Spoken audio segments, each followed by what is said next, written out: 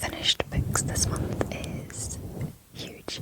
I have been stuck in a really terrible reading slump for the past 4 months, and for most of that I wasn't able to read at all, which is a huge red flag for me. Some of that time was just not great for me personally, and I wasn't able to read. I couldn't concentrate. Nothing appealed to me for reading. So the fact that I have a pile of books here to talk to you about is a big deal. Usually I read every single day, and I've had reading slumps before, but never as bad as the past few months have been. So if anyone wants a separate video where I talk about the reading slump and how I got out of it, let me know, because I know that most readers struggle with reading slumps every now and again, and they can be for all sorts of different reasons. But getting out of a slump is like trying to get out of quicksand at times. It's really, really tough, and when reading means so much to you, it's like losing a part of yourself almost. It was for me. So anyway, I'm very grateful that I have a pile of books here to talk about. I just wanted to really quickly jump in here and say a wee disclaimer. In the process of editing this, I realised how much I was really struggling this day to talk. Some days I get really nervous, I get really anxious, and I struggle to talk, and it comes out in me stumbling over my words or struggling to form coherent sentences, or just stopping talking kind of mid-sentence, and I go a bit situationally mute. And it's something I've always struggled with, unfortunately, and even with something like this where I am doing something that I really want to do and talking about something that I really want to talk about, that I love and am passionate about, like books, it happens and I just have no control over it, and it's frustrating. So unfortunately this is very all over the place at times, and I didn't want to discard the video, however, because I really wanted to make a book video. So I persevered through it, and I will persevere through editing this video, despite it being a wee bit messy. So I just wanted to say, if you keep watching, thank you. A way that you can support me at the moment is by keep on watching my videos to the end, or as much as you can tolerate, and even admitting how much of a struggle talking can be for me is really difficult and very feels very vulnerable. So another way you can support me is just by cheering me on. Leave a comment, leave some love in the comments. I honestly really appreciate every single one of you that likes and comments on my videos. And I hope to get a wee bit better at talking. Yeah. That's it, thank you. This month I read 3 novels, 1 novella, and 5 manga. So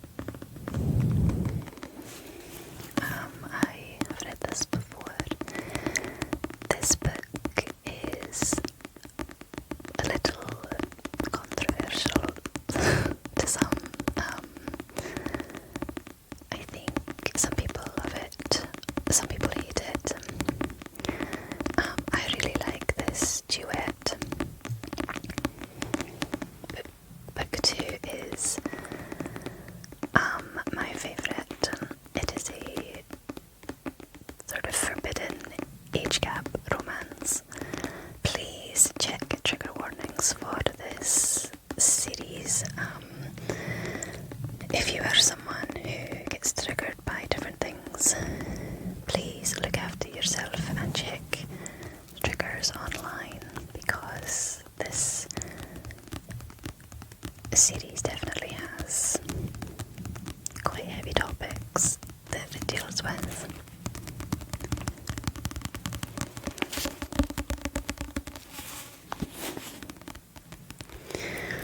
So this is about Salem and Thayer. Thayer moves in next door to Salem, and Thayer is a single dad who is divorced, and he is very grumpy, and Salem tries to form a bit of a friendship with him. She's very intrigued by him.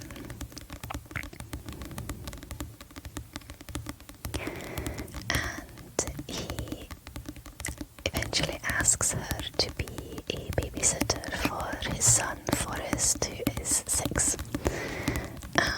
And he is utterly adorable.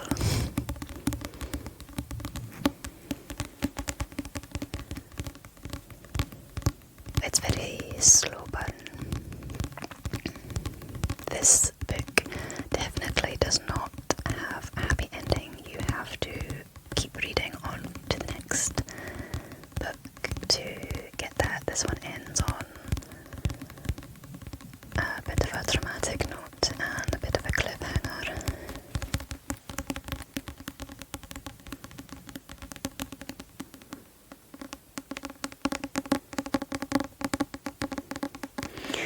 But amongst all the drama in this book, there are some really cute moments where the 3 of them go to a pumpkin patch and then they carve their pumpkins, they go to a Christmas tree farm, they drink hot chocolate, they make cupcakes. So there are lots of really cute moments in amongst the heavier topics. I have tabbed this book.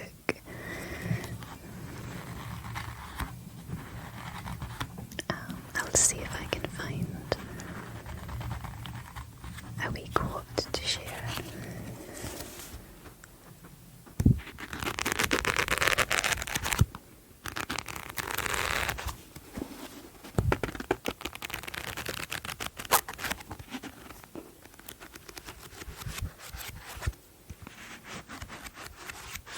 This quotation relates to the title of the book. Wildflowers are strong, resilient. They can grow under most conditions. I want to be like that. I want to have the confidence of wildflowers, to never give up, to flourish and to thrive.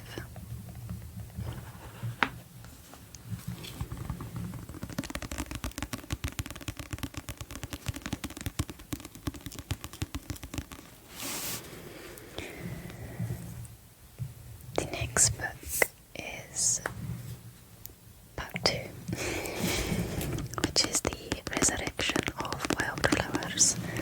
I really love these covers with all the flowers, they're so pretty.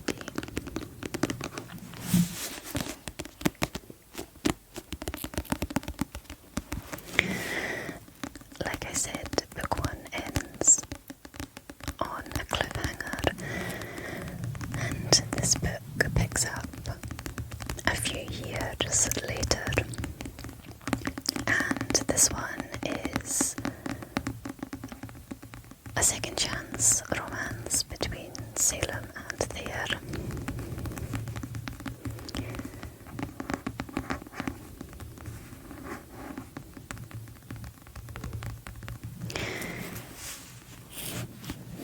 And this one still deals with a lot of heavy topics, and it's really sad at times. And I wish I had the words to articulate why I like this book so much. I think I just relate to both both Salem and Thea a lot in how they deal with things, how they pull apart from one another and then come together again. And I think ultimately they deal with things quite maturely. They talk about things and they work through things and realise that all they can do from the point that they're in is keep moving forward.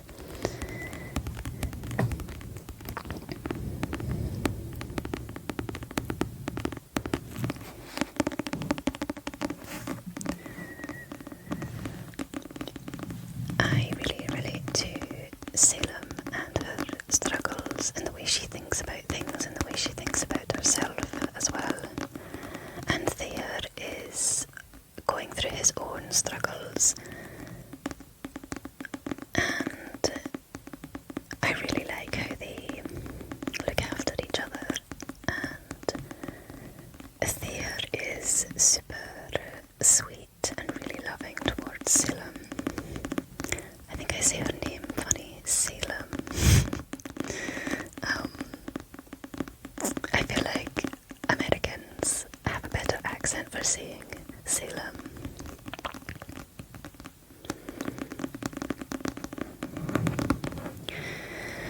So there is a lot of healing in this book and finding one another again.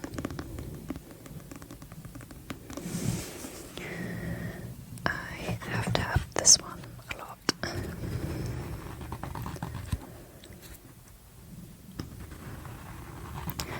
There is quite a lot of caregiving in this book. I really, really love when caregiving is in books, especially between a romantic couple.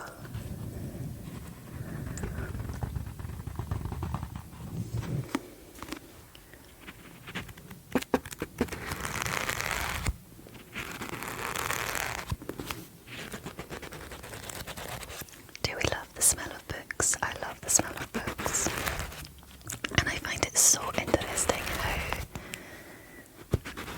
different books smell different. I think it's to do with the paper and the ink even. But I love smelling books. I'll admit it, I am a book sniffer. Guilty pleasure.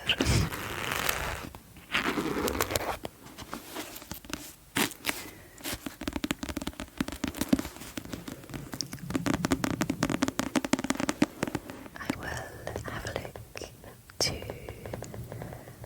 find a quotation to share with you. Flicking through, I read this book at the beginning of the month and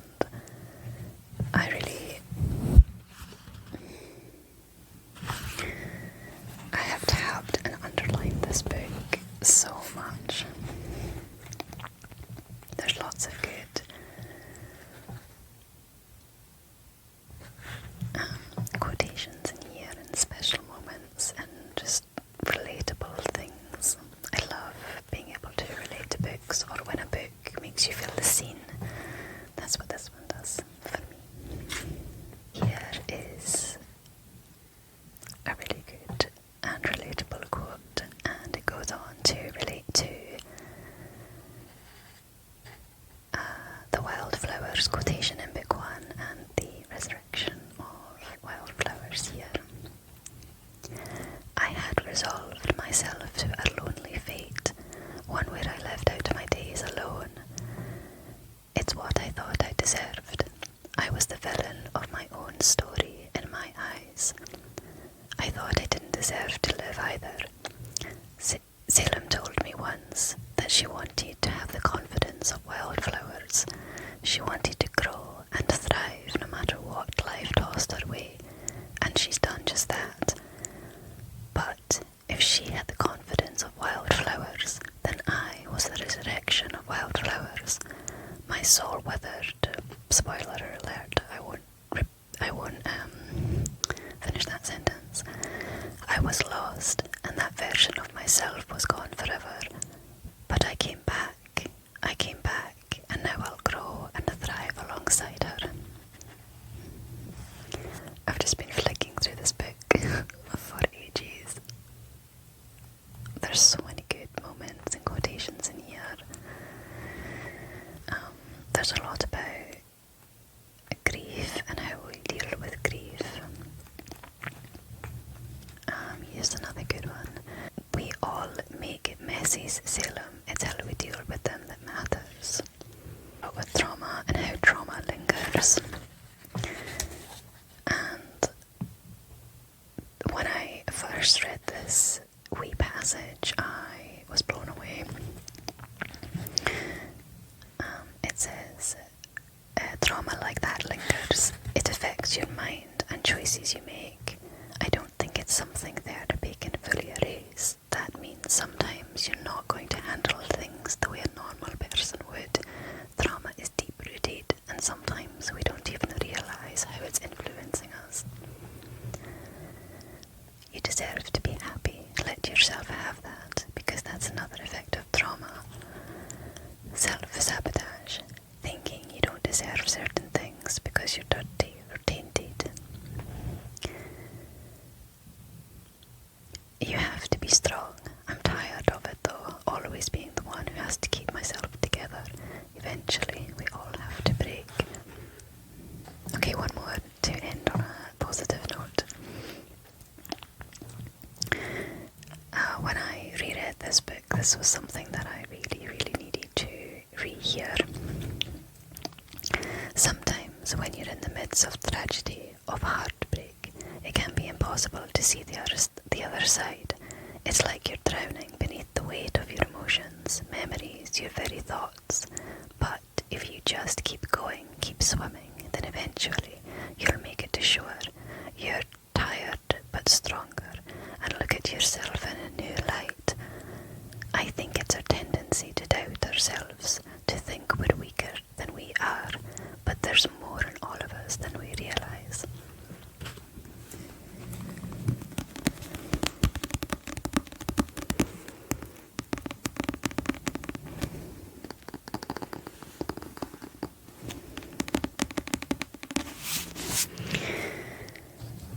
The author, Macaulay Smeltzer, wrote a novella called The Perseverance of Wildflowers. And I think I bought this the end of last year, I want to say. And it was sitting on my shelf until I was ready to read it. I was super nervous to read it because I loved the resurrection of wildflowers so much, and it ended fine, it felt finished. And I didn't think it needed a novella. So because I reread the duet, I tentatively read the novella. And thankfully it doesn't take away from the duet, it doesn't spoil it or anything for me. However, I don't think the novella is necessary. It picks up a few years after the end of the second book.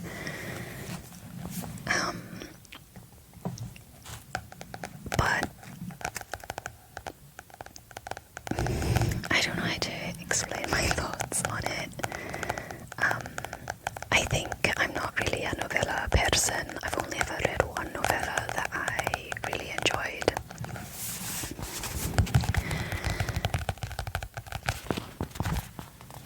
And this one felt like I was waiting for something to happen a good halfway through. And then nothing really happened.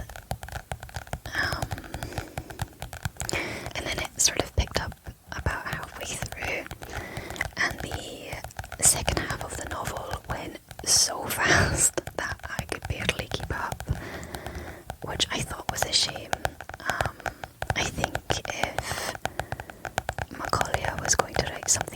was involving the story of Salem and Thayer. She should have just written another novel, a full novel. I think Salem and Thayer deserved that. Another book. Squeezing things into a novella, to me, was very unsatisfying. Especially the themes that this brings up as well. I think it just deserved. There was so much material in here for another novel. It just would have felt a bit meatier to properly do another book. But it was worth reading anyway, because I love Salem and Thayer so much.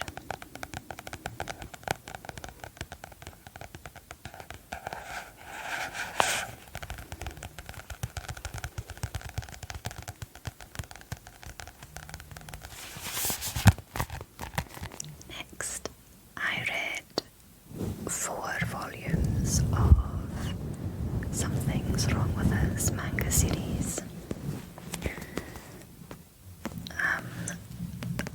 I only have the first 4 volumes, so that's what I read. And this has been on my Manga TBR for quite a while, so I'm glad I finally made a start to it. This series is written by Natsumi Ando. And it is an intriguing mix of romance, twisty mystery, and drama.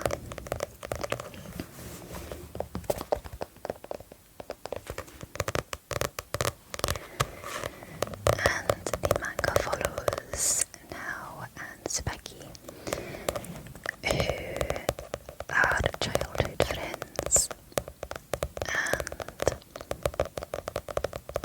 Tsubaki's father is murdered, and Nao's mother is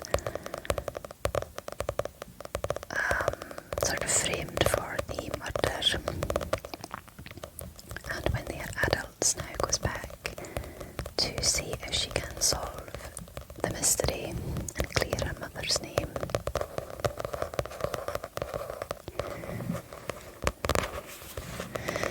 And something I really love about the series is that it involves the art of wakashi, which is Japanese sweets, and reading these 4 mangas every single time I read it, I just wanted Japanese sweets the entire time. The way that they are drawn and talked about, oh my goodness. They look and sound absolutely delicious. The way that the sweets are drawn and described, I just really love. I learned a lot about the absolute art process that is making these very delicate sweets. The romance is very quick, and it can be, for me, it was very difficult to get on board with, but eventually, even though at times they both try to deny how they feel about one another, the marriage proposal is a little bit political. They do deeply care for one another, and that definitely comes through throughout.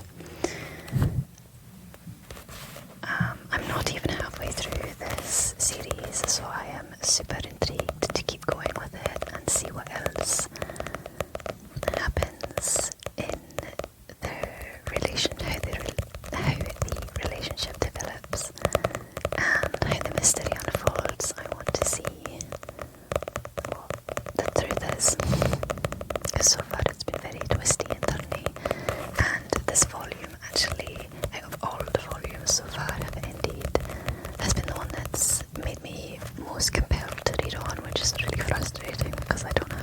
right now, so I need to get the next few volumes.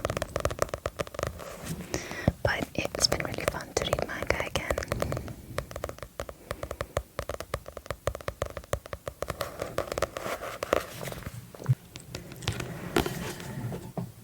Next, I read Butcher and Blackbird,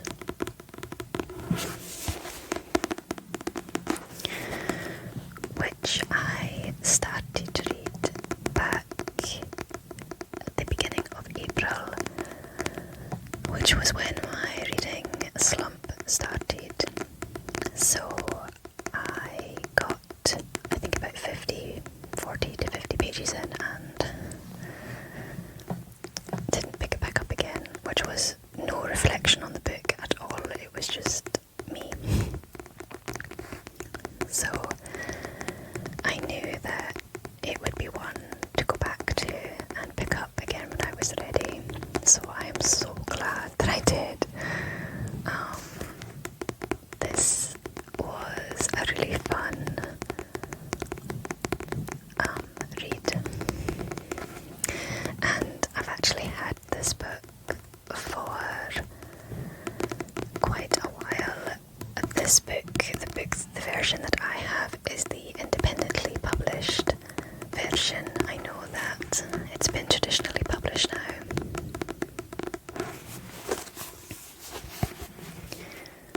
So that's how long I've had this for.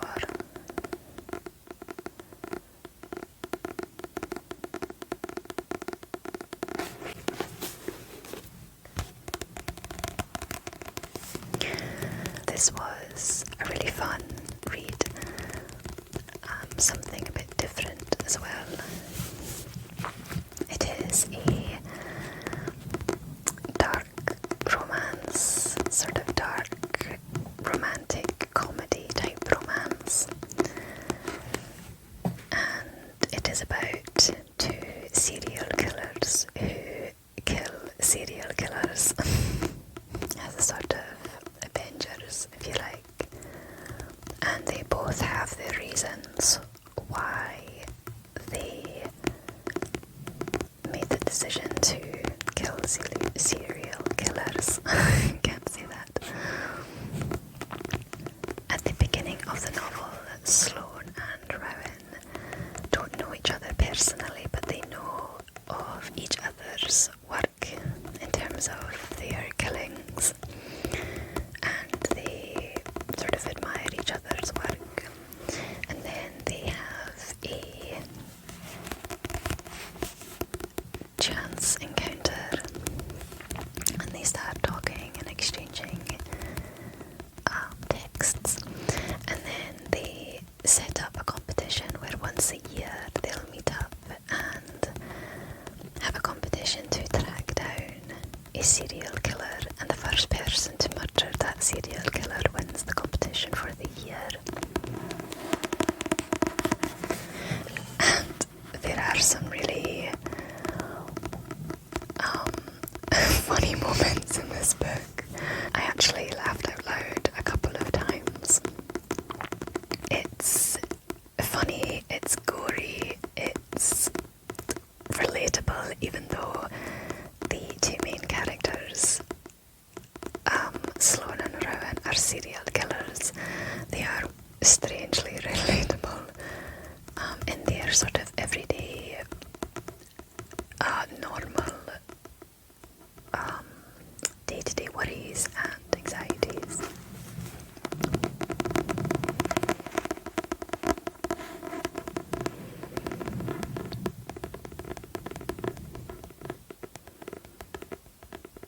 So it's very slow burn, but it was a good read. I really enjoyed it.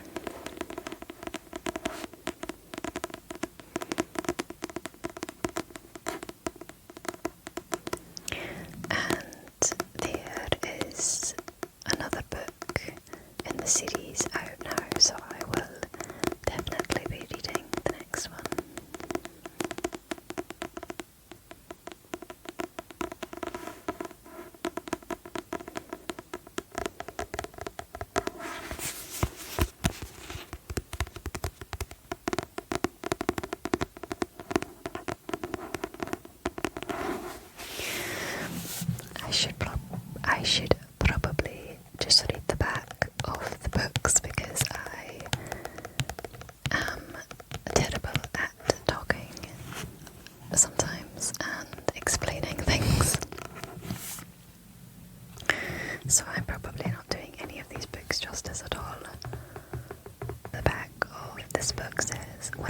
night's encounter sparks an unlikely bond between rival murderers Sloane and Rowan.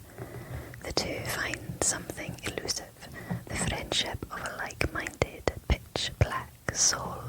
From small-town West Virginia to upscale California, from downtown Boston to rural Texas, the two hunters collide in an annual game of blood and suffering, one that pits them against the most dangerous monsters in the country. But their friendship develops into something more. The restless ghosts left in their wake are only a few steps behind, ready to claim more than just their newfound love.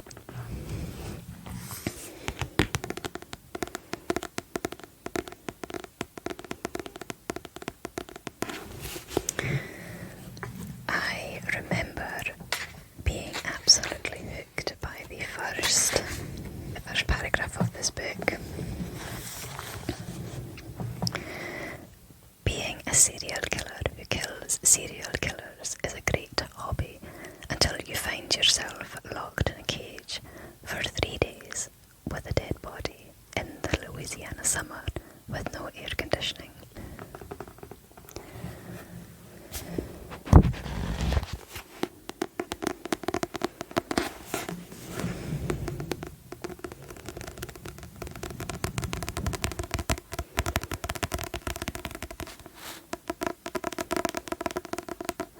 Next, I read another manga, which is volume 1 of Fruits Basket.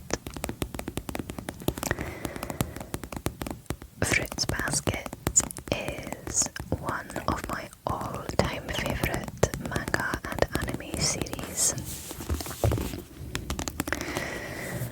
I was feeling really down one day and Fruits Basket tends to be my go-to, and at the time I wanted to reread the manga series. I have watched the anime series a lot, so I thought it was time to reread the manga. But I love the manga as well, I love it so much.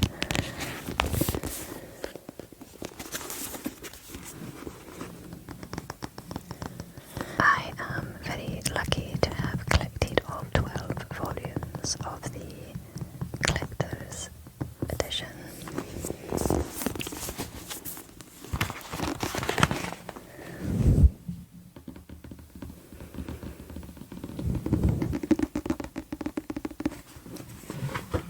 Again, I wish I had the vocabulary to articulate what Fruits Basket means to me. If you have read the manga or watched the anime series and you love it, then you might understand some of what I mean. It is very personal to me and very, very special, and I will never get tired of it. The basic premise of the series is that it follows Toru, and Toru loses her father when she's very young, and then her mother passes, and she ends up living in a tent. And then the Soma family take her in, and while living with them, she discovers that they are members of the zodiac, and they turn into animals when they are hugged by members of the opposite sex. And when I first heard about Fruits Basket years ago, that is the premise that I read. That the Somas were members of the zodiac and turned into animals, and that's all I knew about it. But it is so much more than that. It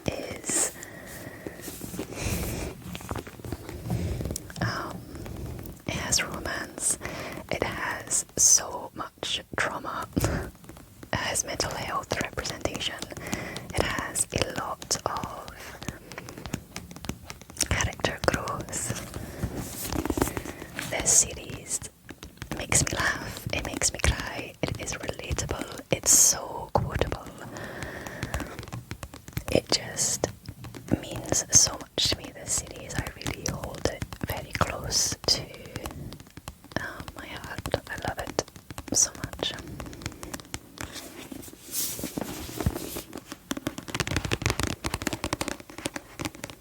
I'm wondering if there's any other Fruits Basket fans. Again, I'm not very good at explaining things. You just have to trust me that Fruits Basket is a masterpiece.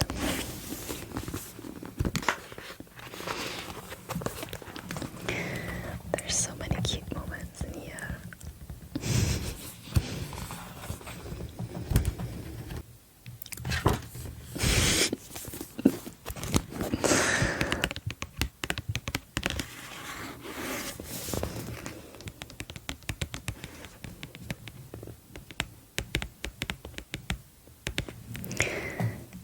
Natsuki Takaya is the author of Fruits Basket.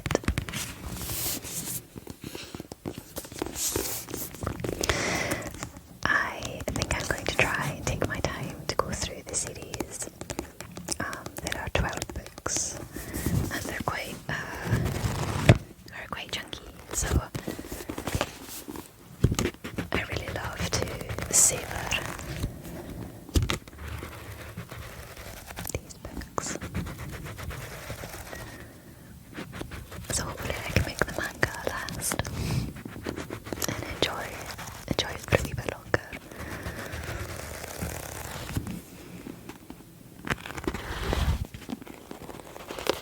Manga also smells really good. I think it must be all the ink as well.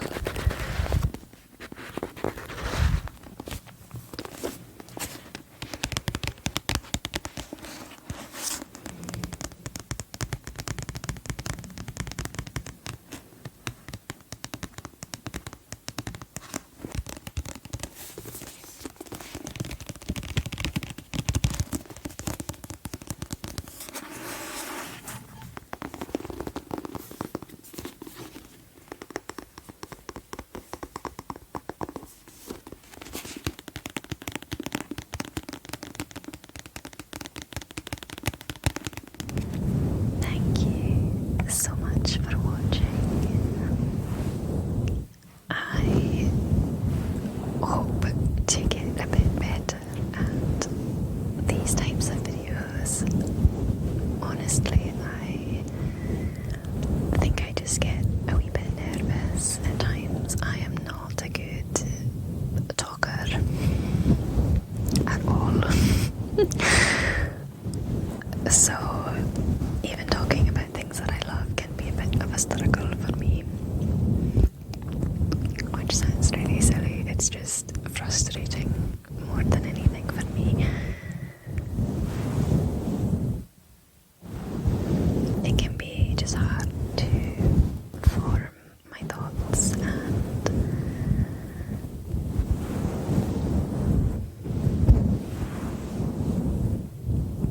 yeah, like right now, I am not a good talker. I don't talk very much in day-to-day life, really. I mean, I can, but it can be really difficult for me.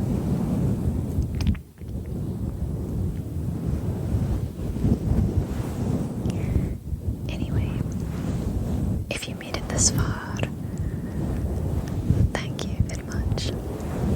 And if you did make it this far, I would love for you to leave any kind of fruits emojis in the comments.